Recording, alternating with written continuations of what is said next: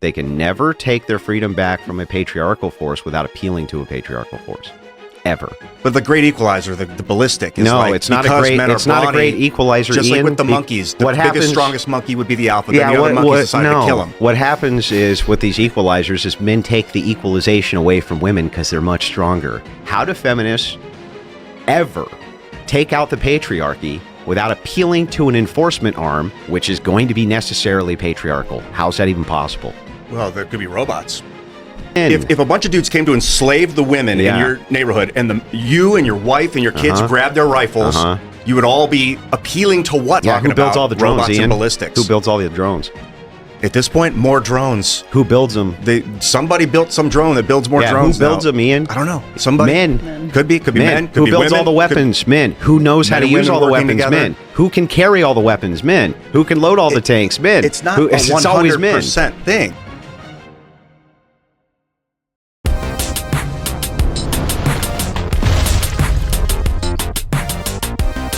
And welcome back to the Free Fall. And guys, if you've been watching Western civilization kind of spiraling around the drain and it feels like polite society doesn't really know what to say or have the nerve to say what needs to be done, today's video is for you. Andrew Wilson is talking about force doctrine and, this fantasy that somehow feminism can kind of overthrow patriarchy but then appeal to patriarchy to give it absolutely everything. It doesn't really make any sense, but we're going to be watching this video, reacting along. Let's check it out.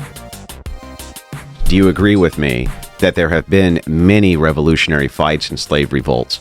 Yes. Okay. Can you name any of them that were led or fought by women ever in history? No, I don't believe so. Ever in history? No, I don't believe so. One time in history? No, I don't believe so. Right out of the gate, Andrew's asking the simplest question. Has there ever in history been a successful slave revolt, revolution that was led by women? No, I don't think so. The whole argument is summed up in that one exchange. History is blood-soaked with men who killed each other for our families, for our culture, for our values. Women did like none of the heavy lifting for any of these things.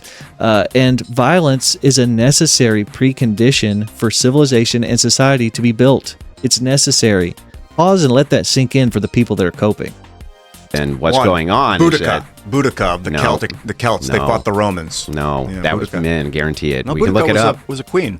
I mean, like they were having She a rode the queen. chariot, dude. Hang on. Having a queen there doesn't mean that the people who have the monopoly on force weren't men, because it's always men who have the monopoly on force. And so the reason she can't point to any time ever in history that slave revolts and things like this were ever in operation by women. Women can never successfully take their freedom back from a patriarchal... Hang on, let me finish. Okay. They can never take their freedom back from a patriarchal force without appealing to a patriarchal force. Ever. Wow. Andrew just saying the quiet part out loud here. And, it's not that men should have a monopoly on force. It's not that men have had a monopoly on force. It's that men continue to have a monopoly on force. And feminism depends on the benevolence of men to overthrow the patriarchy, to then, that's a patriarchy now, so that has to be overthrown. And then we need the benevolence of men to overthrow that patriarchy. It's just circular. And Andrew does a great job just laying the base of his argument here. Not that queen, not any fucking queen, not any person ever in the history of all of mankind. But it seems like you said because it hasn't happened, it can't happen. It can't. But that's saying the only justification is because it hasn't happened yet. No, the justification is that men are much, much stronger than women. But guns are overwhelmingly for that purpose. Yeah, I'll tell you what. Sorry, show me. Let's get 10 women in a room and hand them a magazine and watch what happens. But the great equalizer, the ballistic, is it's not a great equalizer. Just Ian, like with the monkeys, the biggest, strongest monkey would be the alpha. Then the other monkeys decide to kill him. What happens is with these equalizers is men take the equalization away from women because they're much stronger, which is why you see all these police officers getting disarmed and women in combat getting their asses stomped. That's why you don't see female Navy SEALs. That's why you don't see any of that, because they can't do it. They're physically incapable of doing it. Now, even if I grant you an outlier, even if I grant you G.I. Jane, who never came to fruition, G.I. Jane never existed, never came to fruition because they can't do it, but even if I granted you a G.I. Jane, an outlier, the exception would prove the rule. So the thing is like the reason she can't name a single time that there's been a successful slave revolt or women gaining their rights by force from men without appealing to men is because it's never happened, and it can't. And of course, Andrew is 100% right about that. But it's not only just that men have a monopoly on force. I mean, women are also much more agreeable on average. They're more likely to go along to get along, to keep the, to try to, smooth the waves, where men are more likely to draw a line in the sand and say, hey, if you cross that line, we're going to war here. Like, that's it. I'm protecting mine. And, it's if we're trying to build a society or keep a society going while denying biological reality, we're building on quicksand. You cannot build that way. That's why we're just tearing things down now. You can't build with a lie. So because of that, my argument is simply this. How do feminists ever take out the patriarchy without appealing to an enforcement arm, which is going to be necessarily patriarchal? How's that even possible? Well, there could be robots. Oh man, there might be robots. It's so bad. And, this is the way we've been having this conversation. It's like, well, one day there might be magic robots that come in on a rainbow. And it's like, yeah, well, maybe monkeys will fly out of my butt. I wouldn't build a society based on that. Yeah, okay. Yeah, there could be laser beams from outer space. An enforcement arm that is not human male, is that you're asking. I can logically grant that a all-powerful gray alien species comes down here. Drones. And then you're appealing to the gray alien species to control the men. You're asking for a type of force other than the human male that could be appealed to. I'm talking about builds all the drones, robots Ian? and ballistics. Who builds all the drones? At this point, more drones. Who builds them?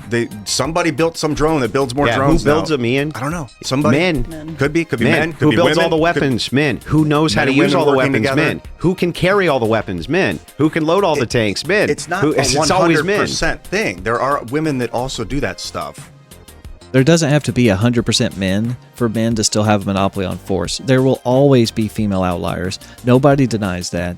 But, Ian's trying to say that because we invented a rifle, the great equalizer, that somehow that just magically, dissolves all the disparities between men and women in our behavior and the outcomes that we have in our life. It just doesn't work that way. And Andrew does such a good job, pointing out that, these weapons that Ian's pointing out, as the great equalizer are still invented, manufactured, maintained, and used mostly by men. And the reason why our civilization is in this free fall is because a society that was built on biological and just reality in general has decided that it's going to use policy to wish away, biological differences in reality.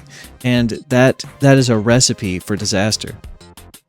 How is it that women, feminists, how is it even a logical position to say that you want to repeal the patriarchy with full knowledge that you'll always have to appeal to the patriarchy in order to enforce your deconstruction of the patriarchy? It's the most circular, stupid thing I've ever heard. I think you have to appeal to force to and who has the monopoly on that? The current state, the human male. Okay, so right this very second, if women want to deconstruct the patriarchy, who do they have to appeal to? Right, yeah. And this is exactly why anytime you hear somebody saying that we need to overthrow the patriarchy, man, and that's because of this patriarchal system of oppression, man, they don't understand. Andrew's doing such a good job of laying out the case that all this is manipulation. This is circular, illogical nonsense, and that Andrew's trying to lay out the case for reality, that even if you had a woman, at the top of the system of power, it's men that are enforcing it. That is the reality of the situation. And if we're going to bring the West back from the brink, we have to start saying this is what reality is.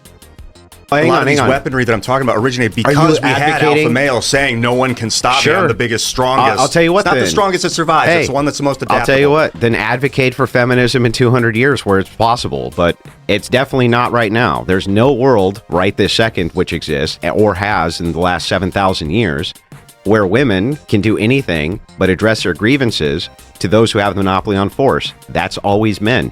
So you're necessarily always going to have the patriarchy.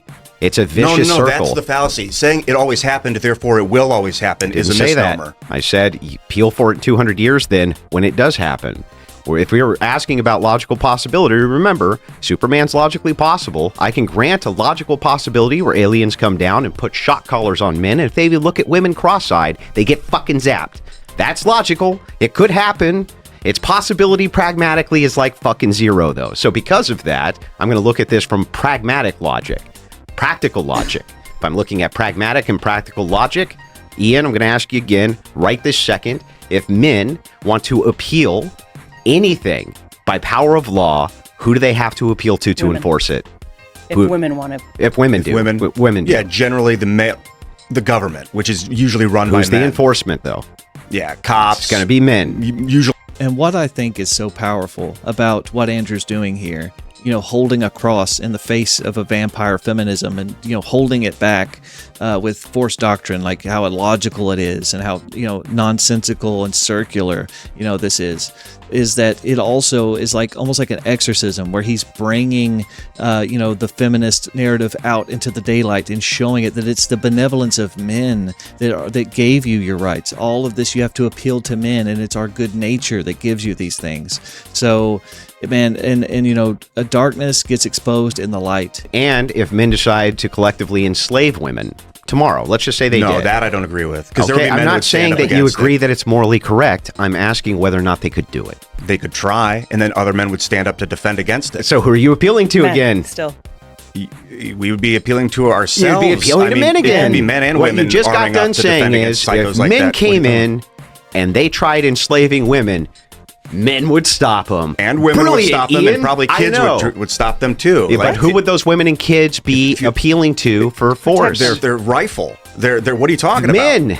They'd be appealing to the men. If a bunch of dudes came to enslave the women in your neighborhood, and you and your wife and your kids grabbed their rifles, you would all be appealing to what? Are you talking? There's no appeal. Be appealing to the. And what's so interesting about this is the truth of Andrew's words have really got Ian completely wrapped up, and he doesn't really know what to do. He keeps reaching for things and bringing back, more reality, more masculinity. Or, men are protecting us still. It's still more men. And it's still more men. And he just keeps trying to bring, pull a rabbit out of a hat, but he's just completely cornered by reality. Let's find out if this is true. Let's just take a logical exercise here. You are a prison warden, and you're offered two choices for those who can guard your prisoners. You'll either get twice the women or half the men to guard these prisoners. Now, these are the worst fucking prisoners on planet Earth. They're big, they're mean, they're strong, and they're fucking awful.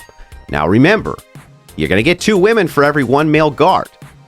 Which one are you going to choose? The men. Yeah, that's what I thought. And even after all of this, Andrew has had Ian make multiple concessions. He's had to admit reality over and over again. Ian has thrown the kitchen sink at Andrew, and it has all fallen like bullets in the Matrix in front of Andrew. He still is having a hard time accepting this. That's the point. And so if it's the patriarchy that we're talking about, it's always going to be those who have a monopoly on force. So women, these feminists, are always going to have to appeal to those who have the monopoly on force, thus creating a new patriarchy. It's just like an over and over and over again cyclical. It's just cyclical logic. It's bizarre. It makes no sense. But I just don't think that the monopoly on force equals male necessarily. Yeah, it equals male. It usually does, because men are physically stronger. But then we built guns. Yeah. It's a relatively new invention, and it's now you started to see like even men kind of don't have a monopoly on force. Like we have robots that can drone bomb shit. Like we don't. And this is one of the reasons why Andrew Wilson is doing so well. And he's such a force for good against these left-wing narratives and false circular ideologies, especially on the left. He has the power of truth behind him here. And it's going to take all of us are going to have to start listening to things like this. If we're going to bring the West back, if we're going to come out of this free fall, we're surrounded by people that hate us. We're surrounded by, immoral ideologies that are nonsensical and antithetical to traditional Western values. If we're going to bring this thing back, it can be better than ever, but it's going to have to be things like this. It's going to have to be conversations like this. We're going to have to start putting our foot down and saying, we're done with this. We know where this road goes. We can go no further. And, we can bring this thing back. We don't have to stay in this free fall forever, but there's a million issues like this. And that's what this channel is about. I appreciate you guys watching this. Like, subscribe, and comment. I'd love to know what you guys think. And, like I said, we can bring this thing back. It's just gonna be a lot of work. It can be better than ever, but it's gonna be a lot of work. God bless Andrew Wilson. And I'll catch you guys in the next one.